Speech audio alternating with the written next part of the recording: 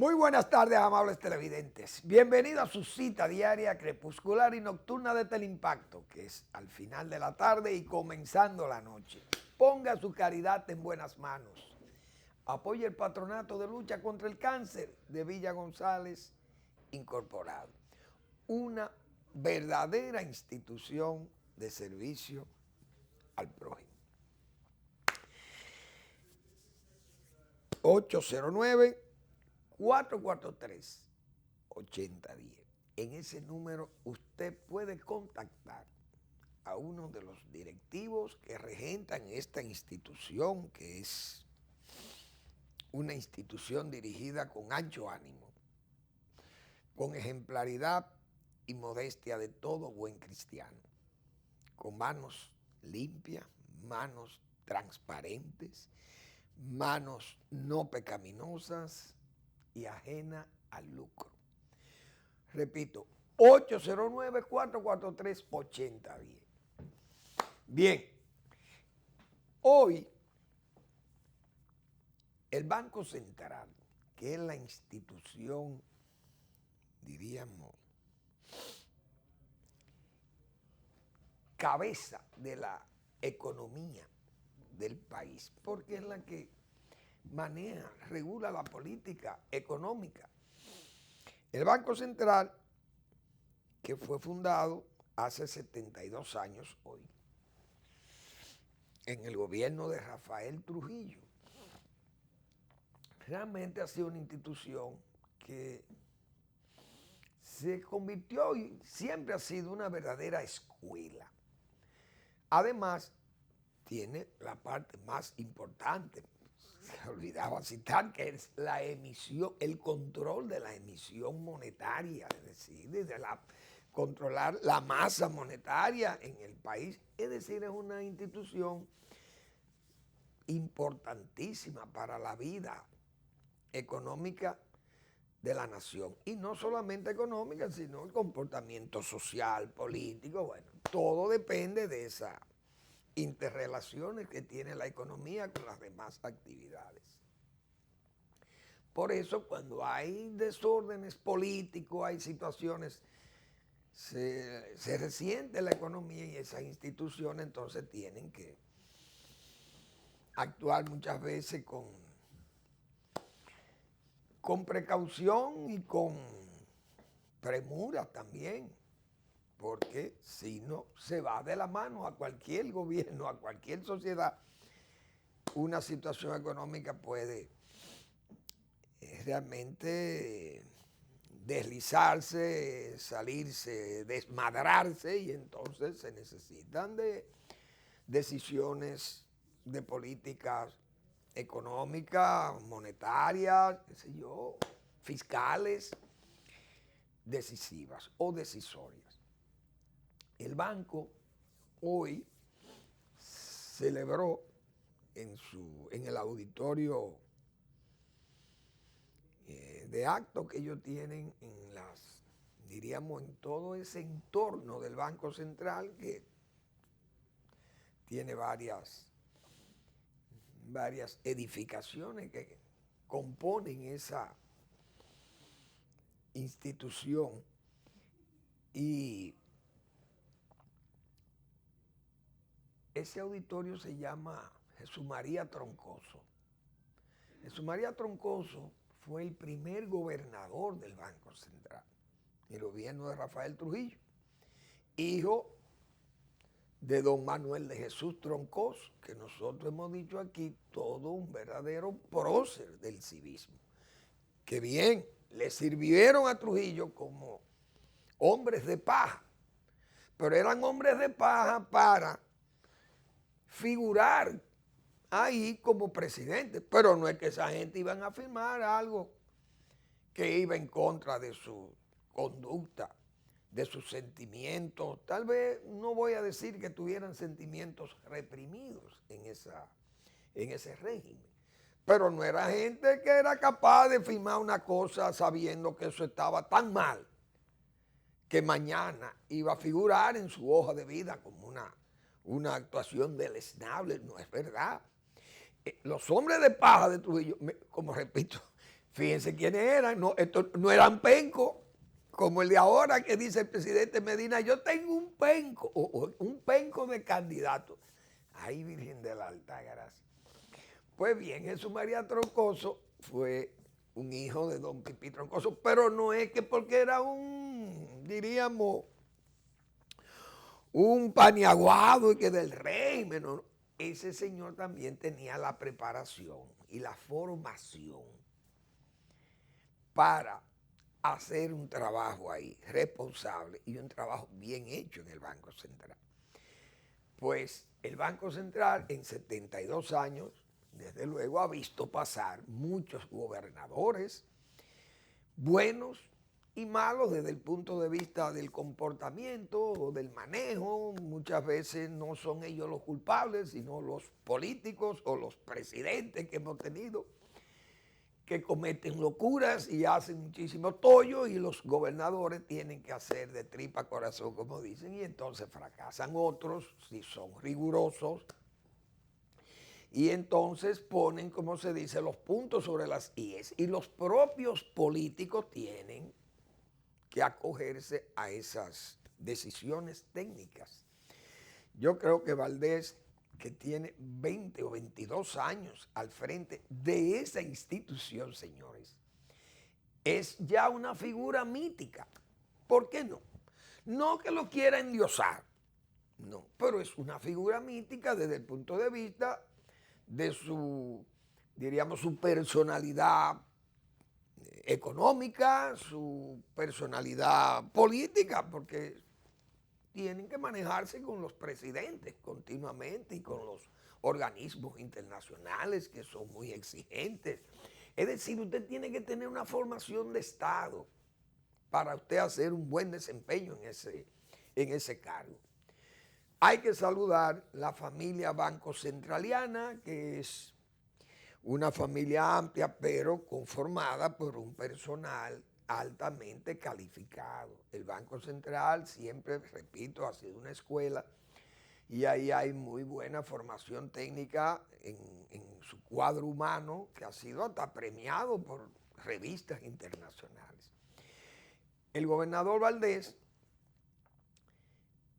como todos los años, acostumbra a darnos un informe de la economía. ¿Qué ha pasado en el año anterior, en el año que se está en ejecución, principalmente los primeros 9 meses del año, y su resumen de lo que ha pasado con la economía de la República Dominicana? No sin admitir también los problemas que son generalmente incómodos para las actividades económicas, que generan ralentización en la economía, generan daño, diríamos, a la economía. No dejó de mencionarlo también, el aspecto de la política, porque esos problemas políticos, esas tensiones políticas generan también una desaceleración de la economía y pone a la gente a resguardo. Otros comienzan a guardar su dinerito que tienen en pesos, un buen ahorro. Dice, bueno, lo que pasó aquí en el 2003, cualquiera lo piensa, o en años anteriores también. Aquellas devaluaciones que venían bruscas y lo agarraban, como se dice en lenguaje coloquial, a usted lo agarraban asando batata.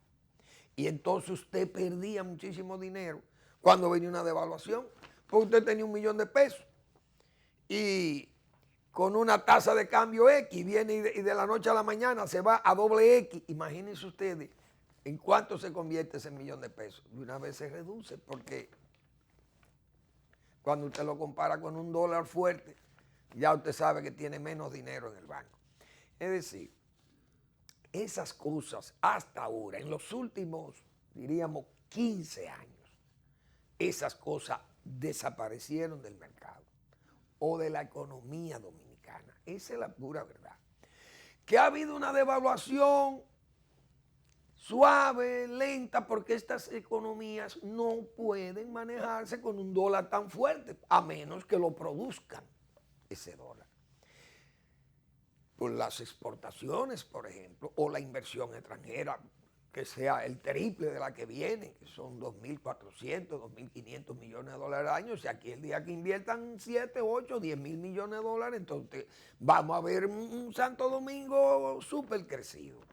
Sería esa la realidad.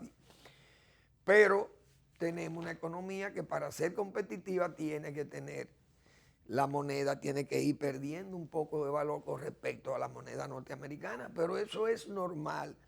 Ahora, lo que no es normal es que se devalúe tan poco como según señalan las autoridades. Nosotros tenemos un nivel de devaluación baja. Fíjense que en el gobierno 2000-2004 la devaluación fue una cosa realmente de proporciones bíblicas, como hemos dicho otra vez. Porque el dólar saltó de 14 a 60 en 3 años. Aquí ha ido, está en 53, 52, qué sé yo cuántos, póngale 53. Pero tiene 15 años. 15 años para bajar de 60 a 35, a 33 o 34, y de ahí llegar a donde está hoy con 15 años. Señores, la diferencia es abismática.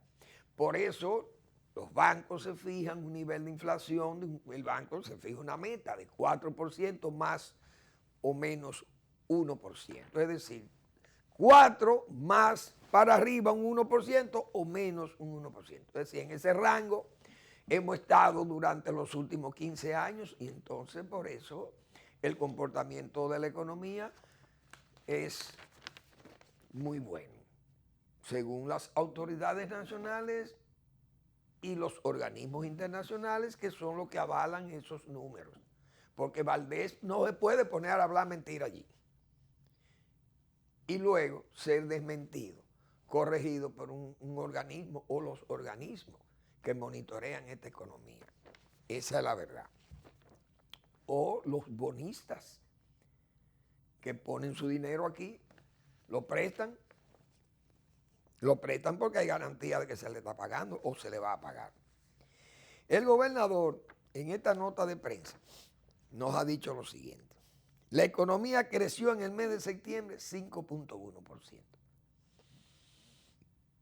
Y este dato, según lo que dijimos aquí el día pasado, que fue una expresión de la señora, la nueva directora del Fondo Monetario Internacional, una señora, no sé si es checa o búlgara, no recuerdo. La señora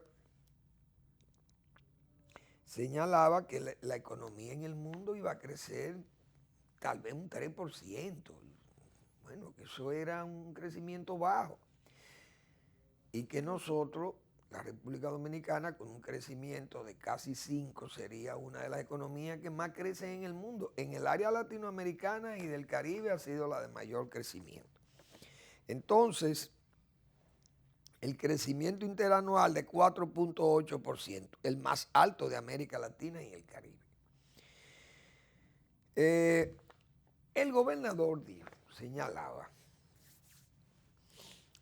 que en el mundo los bancos centrales, casi ha sido una recomendación de los mismos organismos, diríamos este caso del Fondo Monetario Internacional, los bancos han tenido que ir a esa flexibilización monetaria de préstamos, facilitar préstamos a los bancos centrales, a los bancos comerciales, es decir, incrementar el crédito para que eso mueva, que se motorice la economía, la demanda, y al aumentar la demanda, pues aumenta la inversión. Es decir, es una cuestión muy lógica que los economistas.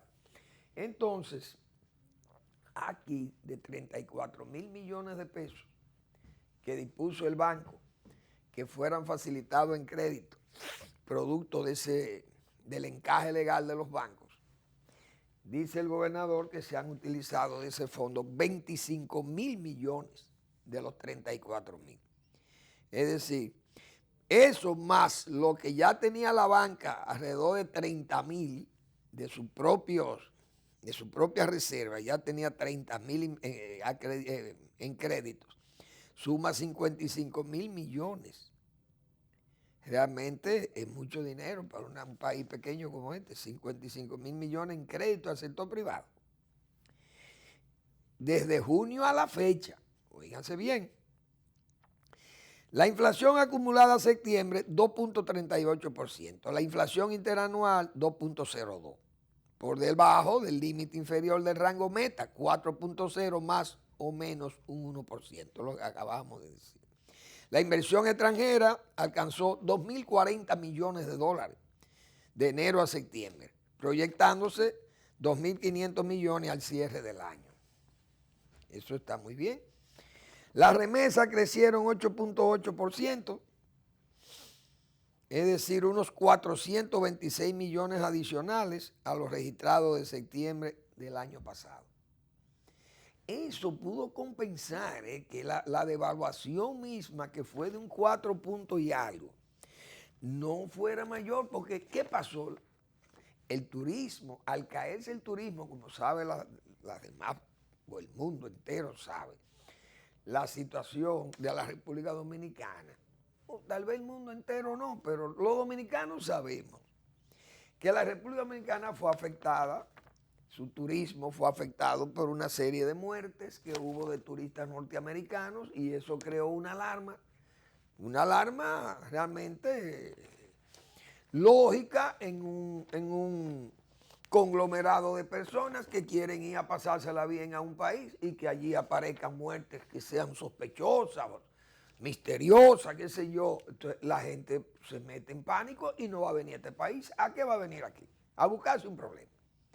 Entonces, eso no hay duda que tumbó el turismo.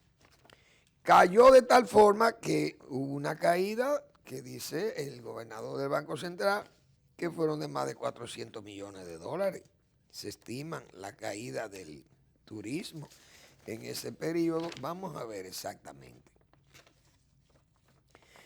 Dice, el menor desempeño del turismo fue compensando en gran medida por las remesas, lo que estamos diciendo, porque solamente llegaron aquí del turismo, recibió 5.767 millones de dólares en lo que va del enero-septiembre del 2019.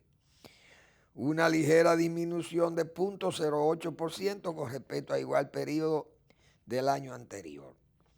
Es decir, que la caída de las divisas por turismo, vamos a ver si la tengo exactamente por acá, en dólares, bueno, son unos 400 millones de dólares, algo así también. Eso fue lo que estimó el Banco Central.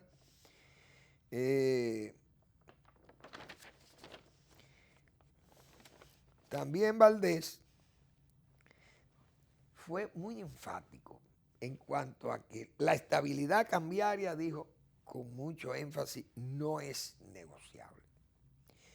E informó de la puesta en marcha de la plataforma electrónica de divisas. Dice que ya eso se está operando desde el 21 de este mes. Todos los bancos están operando con esa libertad de negociaciones. También anunció la aprobación por parte de la Junta Monetaria del memorando de entendimiento entre Hacienda y el Banco Central para la modificación a la ley de recapitalización del Banco Central, que viene bregando con esa situación desde 2003, 2004, cuando aquella crisis bancaria que se llevó prácticamente el país por delante, como dice. Así que el Albizu informó a los medios que en el mes de septiembre la actividad fue de 5.1% en el mes de septiembre y que crecerá 4.8%. Señores, vamos a ver qué comportamiento tuvieron las actividades. Servicio financiero 8.8, construcción 8.5, energía y agua 7.9. Otras actividades de servicios 6.9, transporte 5.2, actividades inmobiliarias 5.0 y la agropecuaria 4.02. Está resentida. No hay duda que la agropecuaria se ha resentido porque la sequía ha sido un factor determinante, no hay duda de ello. Nosotros los dominicanos somos conscientes que el agricultor, el productor agropecuario dominicano, tiene la vocación productiva. Y no hay duda que tiene un mayor alcance de crédito, que el crédito es una función básica, importantísima, para aumentar la producción o sostenerla. Pero si no tenemos las lluvias en un país que debe tener un 20, un 25% de sus tierras irrigables, o mejor dicho, cultivables, solo un 25% se irrigan. Es decir, de la totalidad de tierras cultivables, pongamos 20 millones de tareas, por poner un número cercano a la realidad. Solo un 25% de esas tiene riego asegurado. El resto depende de qué, de la lluvia. Si tenemos una mala cosecha de tabaco, por poner un ejemplo, ¿qué pasa? La sequía es un factor importantísimo, más que las plagas, porque yo las plagas tengo un mecanismo de control, la puedo controlar, pero la lluvia, ¿cómo la controlo? Si son actos de Dios, no puedo, de la naturaleza, no puedo hacer nada. Tengo situaciones que puedo aprovechar en un momento dado, bueno, saco agua del subsuelo, bombeo agua de una fuente, la llevo, pero esas son cosas que no se pueden hacer de la noche a la mañana. Las áreas productivas, fíjense el plátano como está, también tiene esos problemas. Si no le llueve a las zonas, por ejemplo, del Cibao Central, tenemos problemas con el plátano, está muy caro. Y la batata, y la yautía, y la yuca, etcétera, etcétera. Y el ñame, todo es tan caro. Y tenemos problemas de plagas, porque no hay duda también que las plagas también bajan los rendimientos. Verbigracia, los cítricos. El cacao, el café, principalmente el cacao sufrió con la sequía, es decir, todo se une y afectan nuestros cultivos, nuestra producción agropecuaria. Si es la producción pecuaria, pues también la sequía afecta muchísimo, las enfermedades del ganado, etcétera, etcétera. En resumen, para tantos problemas como tiene el mundo hoy, como son las relaciones comerciales tan tensas entre Estados Unidos, China, los problemas del petróleo, el Medio Oriente, una Europa que está también tensa por el asunto del Brexit, o sea, la salida de Inglaterra, un Estados Unidos que le tiene también pro apuesta a los amigos, casi familiares europeos, porque Estados Unidos es un país de europeos principalmente, inmigrantes, pero le han puesto trabas también al comercio con ellos. Y esas cosas, pues no hay duda que han ralentizado la economía.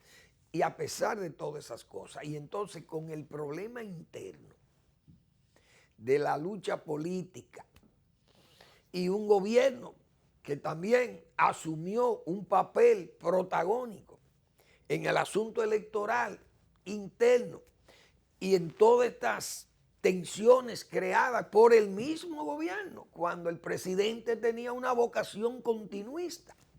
Y eso creó tensiones y no hay duda que no fueron solo las primarias. Eso venía desde atrás, desde esa vocación inmoderada de poder y de asedio, y que los americanos y las relaciones con China y todas esas cosas se fueron creando una suerte de cóctel. Y eso, no hay dudas, que pone la economía también en apuros. Pero por eso ha sido tan enfático el gobernador del Banco Central y señala, no se va a poner en juego, la estabilidad macroeconómica. Y eso es muy importante porque él es ya una persona respetable y en el Estado, en el gobierno, saben que no se puede jugar con eso. porque eso es poner el país realmente en una situación. Dice, estoy consciente que los movimientos recientes en el mercado cambiario han generado aprensión en algunos sectores de la sociedad. Los que me conocen saben que tengo un compromiso innegociable con la estabilidad cambiaria y que estas situaciones que se han presentado producto de la incertidumbre política, como señalé anteriormente, serán enfrentadas y resueltas de manera contundente. Es decir, el gobernador habló claro. No se va a poner en juego la estabilidad, haya que hacer lo que se tenga que hacer. Y yo creo que eso es hablar con firmeza para evitarnos problemas, porque una crisis económica nos lleva al desastre. Verbigracia el 2004. Las crisis no se resuelven, las crisis se evitan. Vámonos a la pausa y regresamos.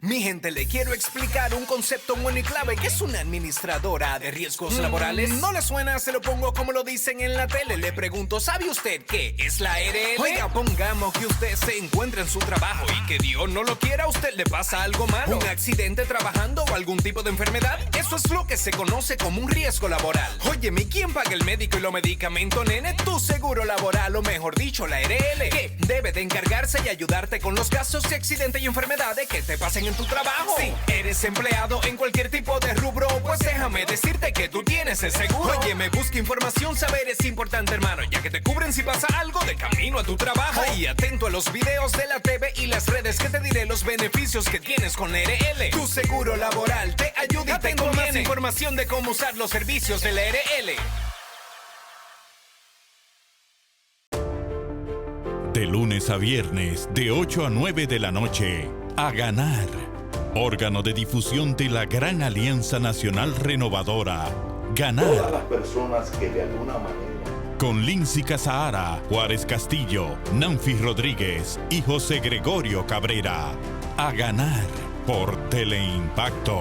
Canal 22 de Altiz, 52 de Aster y Claro. El Banco Central hace política monetaria. Para ello, utiliza la tasa de política monetaria, buscando incidir en las tasas de interés a que los bancos captan ahorros y prestan para el consumo de los hogares y la inversión de las empresas. El objetivo de la política monetaria es mantener la inflación en torno a una meta definida por el Banco Central, logrando la estabilidad de precios y contribuyendo a crear las condiciones para un crecimiento económico sostenido. Banco Central de la República Dominicana, por la estabilidad y el crecimiento.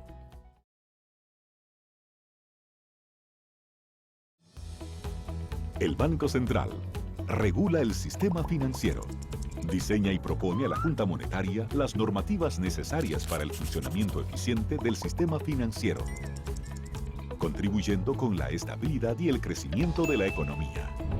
Banco Central de la República Dominicana, por la estabilidad y el crecimiento.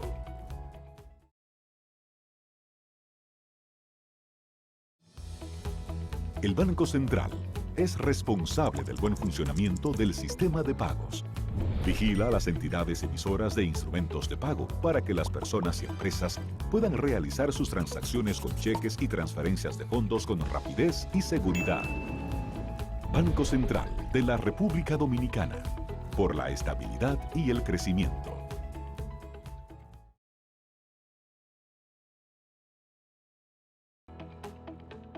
El Banco Central emite el dinero. Es la única institución autorizada por la Constitución de la República Dominicana y la Ley Monetaria y Financiera número 183-02 para emitir los billetes y las monedas que las personas y empresas utilizan diariamente. diseña los billetes y las monedas, contrata su fabricación mediante licitación pública internacional y los pone en circulación, cuidando que la cantidad existente en la economía se corresponda con la demanda real de estos medios de pago. Banco Central de la República Dominicana, por la estabilidad y el crecimiento.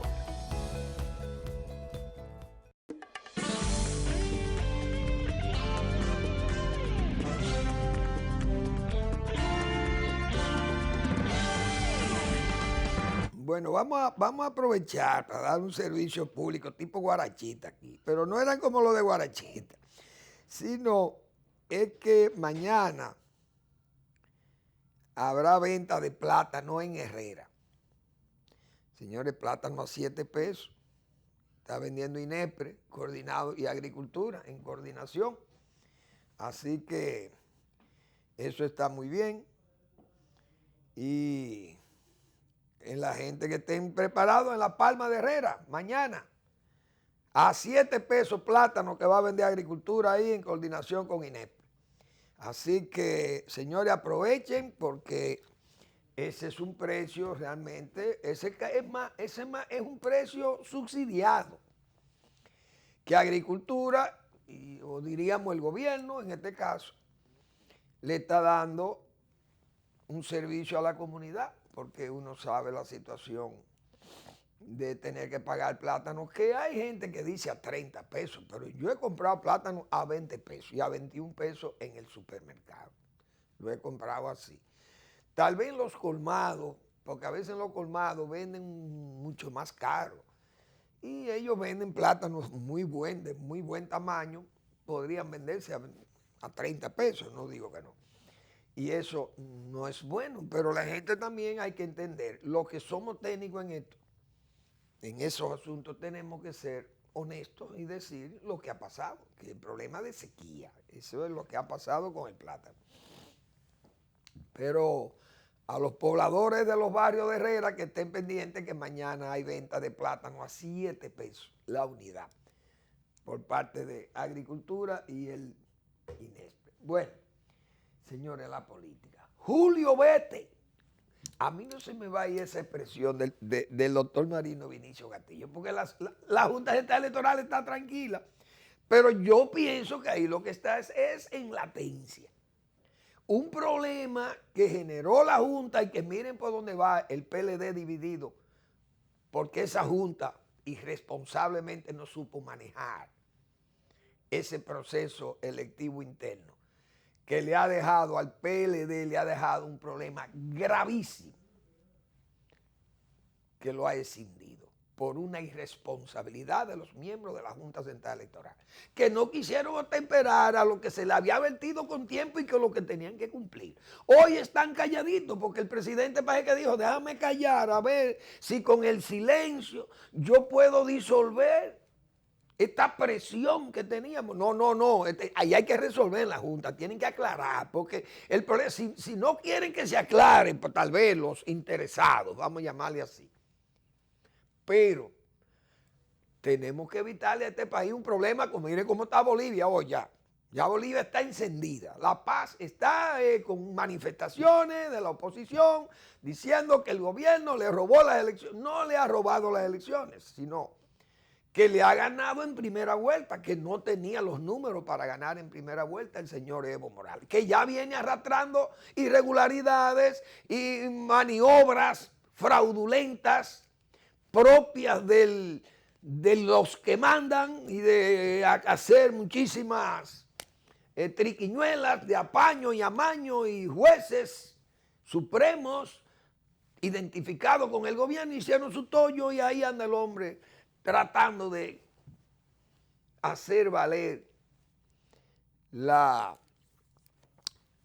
sus años casi ya de dictadura democrática, vamos a llamarles en esos términos tal vez inadecuados a ese régimen boliviano.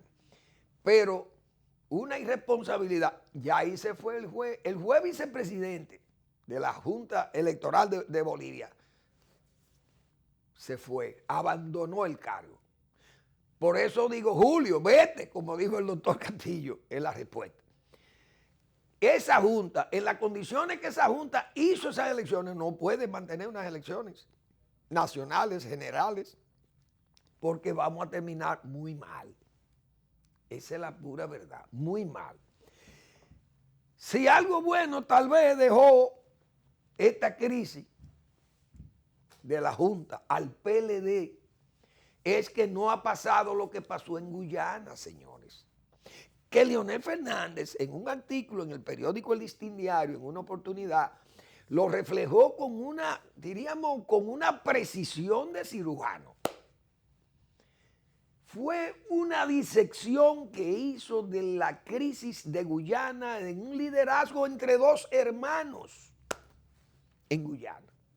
Maurice Bishop y Bernard Coe, los líderes de la independencia de Guyana, de sus luchas, el partido de ellos, tipo el PLD, tipo Danilo Medina y Leonel Fernández. ¿Y cómo terminó aquello? Maurice Bishop, traicionado por su amigo o derrocado, lo fusilaron por instrucciones de sus propios amigos de Bernard Coe. Terminaron siendo expulsados de allí los demás cuando Ronald Reagan decidió invadir Guyana para corregir una situación ya que se había derivado en una cubanización de Guyana. Ya Cuba había intervenido, ya estaba tratando de conseguir una base que le sirviera, yo entiendo, para esos viajes larguísimos, intercontinentales, cuando Cuba mandó más de 30 o 40 mil soldados a Angola a servirle a los rusos. Porque Cuba no tenía recursos para mandar 50.000 soldados a Angola a pelearle una guerra a Sudáfrica. Y saltaban de ahí. Pero los Estados Unidos no son tontos y sabían que se estaba usando esa base ahí para llevar el avituallamiento a las tropas cubanas en Angola, en África. Pero fíjense en lo que degeneró esa crisis de Guyana de los dos líderes que habían llevado al poder el partido de ellos.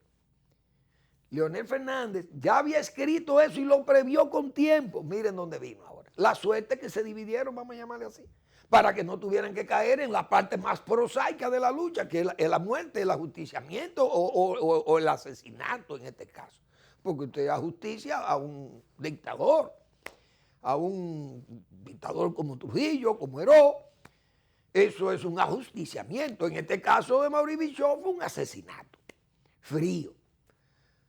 Tal vez esa irresponsabilidad de la Junta nos evitó esto aquí, que se repitiera lo que pasó en Guyana. Tal vez. Ahora, señores, uno oye las críticas, por ejemplo, de algunos miembros del PLD que quedan, del PLD oficial ahora, del gobierno. Bueno, que Leonel Fernández tomó una decisión alocada, suicida. Yo oigo gente ahí, veo tweets que escriben gente que uno creía que eran gente más o menos seria, pero son gente que dependen de un decreto, como el propio Leonel Fernández le llama, no solo de la OTAN. Gente del mismo comité político. Por ejemplo, yo me atrevo a decir, ese embajador dominicano, eso depende de un decreto. Eso no tiene carácter. El embajador dominicano en Washington, porque un hombre que fue secretario general de ese partido con algunas proyecciones y luce como que el decreto lo tiene loco ese cargo. Y dicen cosas. Ahora yo pregunto, ¿por qué Leonel Fernández se ha tenido que ir de ahí? Cuando Leonel Fernández señala que hay un régimen obcecado, egoísta, que hay un deseo inmoderado de permanecer en el poder que peligra la democracia. ¿Por qué decía esas cosas? Señores, Leonel Fernández, por la fuerza del Estado, lo primero que perdió por la fuerza del Estado fue el control del comité político. Luego viene el control del comité central. ¿O no nos acordamos de aquella lucha en el comité central donde se vació el gobierno entero? Que yo con un ministro, amigo mío, que ese no había pasado por un local del PLD. Por un local del PLD no había pasado nunca. Y por ser ministro, de uno de los ministerios importantes del Estado. Saltó a miembro del Comité Central. Es decir, el gobierno instaló, porque hay que acordarse de esas cosas, instaló la gente que le dio la gana en el Comité Central y ganó la mayoría en el Comité Central sobre la base de que de control del Estado aplastaron a Leonel. Bien, segundo aplastamiento. Tercero, hay que quitarle el control del PLD a Leonel Fernández. Se lo quitaron. Hay que quitarle el gobierno. Se lo quitaron. Vamos a quitarle el control de la candidatura del 2015. Se la quitaron. Vamos a modificar la Constitución aunque tengamos que comprar voluntades. Se lo impusieron. Tiene que apoyarnos. Los apoyó en el 16. Le vamos a quitar ahora los jueces de la Suprema Corte de Justicia. Se lo quitaron. Vamos a quitarle los jueces del Tribunal Superior Electoral. Se lo quitaron. Vamos a quitarle los jueces de la Junta Central Electoral. Borraron la Junta Central Electoral. Señores, en el 20, vamos a quitarle la Cámara de Diputados, que llegamos a un acuerdo, se la quitaron. Vamos a quitarle el Senado, porque los senadores eran de Leonel, lograron cambiarse sobre la base de la fuerza del Estado. Le quitaron el Senado, la Cámara de Diputados, el Congreso. ¿Qué faltaba? Vamos a modificar de nuevo la Constitución para quitarle la candidatura a Leonel Fernández. No se pudo modificar la Constitución porque al final el Leviatán tuvo que intervenir el imperialismo norteamericano, vamos a llamarle así, que era el único que podía controlar ese Leviatán. Y con esa llamada de Pompeo y la fuerza del pueblo, como dijo Leonel Fernández, que bautizó, y la oposición que se lanzó a la calle a exigirle a un régimen democrático que se comportó como un régimen maoísta, porque ahí vaciaron el ejército y la policía, como se ha pasado en Tiananmen, en la plaza de Tiananmen. Así se militarizó aquello. ¿Y qué pasó? La fuerza del Estado no pudo pasar la reforma constitucional. Ahí se detuvo ese carruaje, se detuvo ese carromato, esa máquina de guerra se paró ahí. Es decir, ese Blitzkrieg, esa guerra relámpago tipo los nazis que aplicaron contra Leonel Fernández, se paró ahí. Pero eso no fue óbice para que no siguiera el Leviatán. Vamos a quitarle la vía de la candidatura por vía de ponerle un presidente de paja, un candidato de paja, que es el candidato menos adecuado porque su lucidez es cero, desconcertante. Y como de maldad vamos a ponerle el peor de los candidatos para que se sienta humillado de que le ganó un bisoño. Y lo sacó en cara el presidente. Pues el presidente Medina alcanzó a decir, miren de quién perdió, de Tepenco. En 27 días perdió de Tepenco, de candidato. Oigan bien, una burla a Leonel Fernández, sobre la base de, o del apaño y del amaño, como se denunció el propio Leonel Fernández. Ahora yo me pregunto, ante condiciones así, ¿quién puede soportar realmente el peso muerto de ese, diríamos, desenlace tan difícil para un candidato o para un líder como Leonel Fernández, tan irrespetado ahí? ¿Qué hacía Leonel Fernández ya en una condición realmente cercado por unas incondicionalidades fementidas? Gente de falso proceder, porque todo el mundo sabe que son gente de fe y de sentimientos falsos, con un seguidismo, diríamos, incondicionalmente jurado al presidente Medina. ¿Qué hacía Leonel Fernández ahí? ¿Qué iba a hacer? Tenía que irse. ¿Por qué? Porque el propio gobierno, la fuerza del Estado, señores, actuó como una especie de Leviatán Leonel Fernández estaba allá, tenía que irse, no le quedaba más remedio que salir de ahí. Por eso se han ido y se van a seguir yendo muchísima gente de aquí y el gobierno tendrá que enfrentar solo lo que ya hoy se está armando como no solamente una fuerza del pueblo. En este sentido sería total, pues encaja la fuerza del pueblo, pero hay unas alianzas que según se ha señalado, como veo por aquí, que se están en gestación. Yo pienso que la alianza que le conviene a Leonel Fernández es la de seguir con esa convergencia de partidos pequeños, que ojalá el PRCC también se sume, porque ese sentimiento balaguerista, señores, está subyacente en este pueblo. Todo este pueblo quiere a Balaguer muerto, claro. El sentimiento de Balaguer. Ayer yo quería mostrar la Odebrecht de Balaguer, por ejemplo, para que la gente hace conciencia de eso. ¿Quién era la Odebrecht de Balaguer? Rafael Tomás Hernández, el ingeniero Pérez Montaz, el ingeniero Valverde Podestá, Moncito Báez, o lo era Alcina Puello, que era el ministro de Obras Públicas, el mejor ministro de Obras Públicas, se llama el Penco Gonzalo, jompeando batería, arreglando goma, 1 millón de servicios, bueno, esas cosas se lo ponen, que hasta los carriles de las carreteras, suman los carriles para sumar kilómetros. Es decir, si de aquí a Santiago hay 200 kilómetros y la pavimentan entera, son 200 kilómetros que van, por 2 carriles que van, son 400 y 200 más que vienen, son 400 más, entonces a eso se suma, hay 800 kilómetros asfaltados. Usted está oyendo cómo que se calcula en obra pública. Entonces, yo viendo aquellos ingenieros de Balaguer, hacían las obras con recursos de aquí, con pesos dominicanos, no con pesos brasileños. Óigase bien, la Odebrecht de Balaguer eran esos ingenieros. Bebecito Martínez, Bisonó, Valverde Podestá, Rafael Tomás Hernández, Pérez Montaz, eso eran la gente. Y en el área del agua tenía su gente para el área sanitaria y su agua, Joaquín Balaguer. Y para el área de los deportes también tenía quien le hiciera sus obras.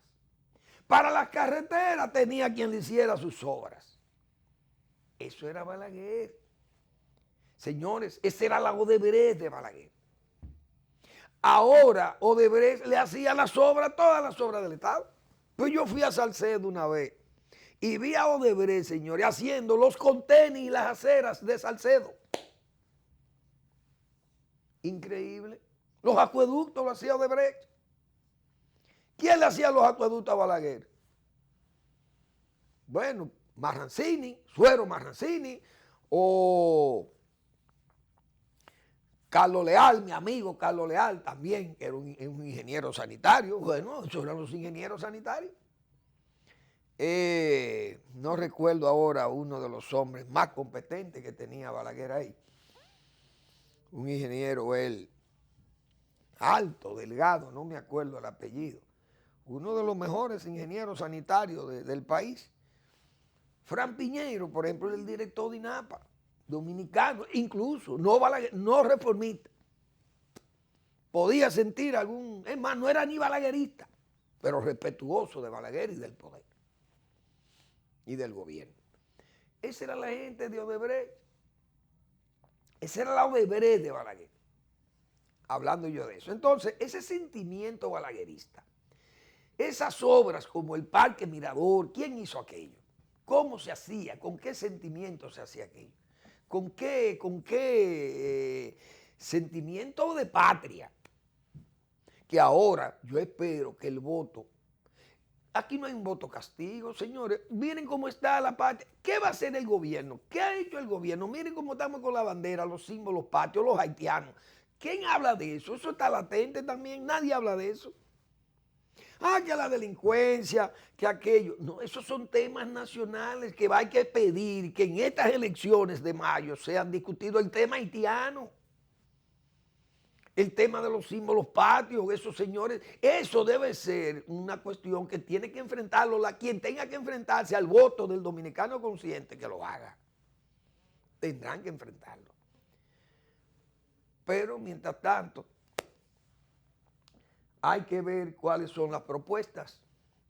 El que yo sé que tiene su propuesta clara es Leonel Fernández, que ha señalado que por esas actuaciones que yo he dicho, de esa forma de leviatán en que le han absorbido todos los poderes y toda su presencia, se la absorbieron del área vital política donde se desempeñaba, ha dicho y ha jurado que va a contribuir para que es para afuera que va. Vamos a ver hasta dónde llega, porque si no es por él, o si no es con él, que sea por él, que eso es uno de sus planteamientos también que serán posibles en caso de que no pueda ser presentado a la candidatura como candidato presidencial. Pero eso es asunto ya de más tiempo. Gracias por su atención. Nos vemos mañana en otra entrega de Al Final de la Tarde y comenzando la noche.